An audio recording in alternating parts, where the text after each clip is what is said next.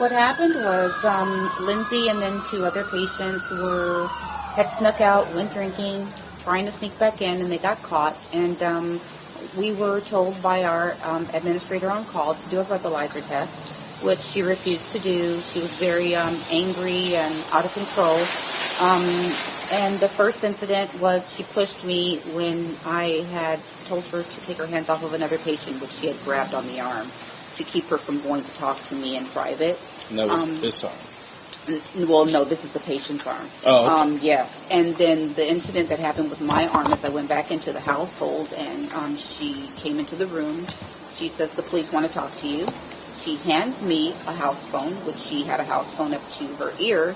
And so I'm talking to the police officer, at least trying to. She kept yelling and cursing and screaming in the background. And then she tried to snatch the phone from out of my arm. She just grabbed my wrist and snatched it down and twisted my arm and my hand to get the phone out of my arm, and swore a few choice words at me, which she had been doing all night. And that was all of the incident basically with this arm. I then went to the emergency room, found that I have a severe sprain to my arm and my hand. I have not been back to work since then. I am still an employee there.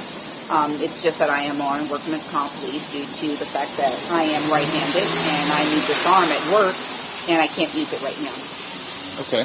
Now, what was the reason why you went over to the house in the first place? The reasoning for going to the house in the first place was that they had broken curfew and had not come back. So when our other tech that basically kind of patrols the outside of the lane, when he noticed that they were back, he caught them trying to jump over the back wall to the house in which they were residing. And he called me down there to do a breathalyzer. And she refused? She refused the breathalyzer the whole time. She was the only patient out of the 3 that were being very, very uncooperative and out of control. The other 2 patients were very cooperative. And now, Lindsay says you were the aggressor, that you put your hands on her first. So that's what I heard. Yeah. What do you have to say? I have to say I did not touch the woman. I am not willing to risk my job over any patient. Now, had she been drinking when you saw her? She had alcohol on her breath. Now, do you think in her time at Betty Ford that she's made progress? In my personal opinion, no. No, and why would you say that? The reason why I would say that is because she has been defiant and broken almost every rule there is to break since she's been there.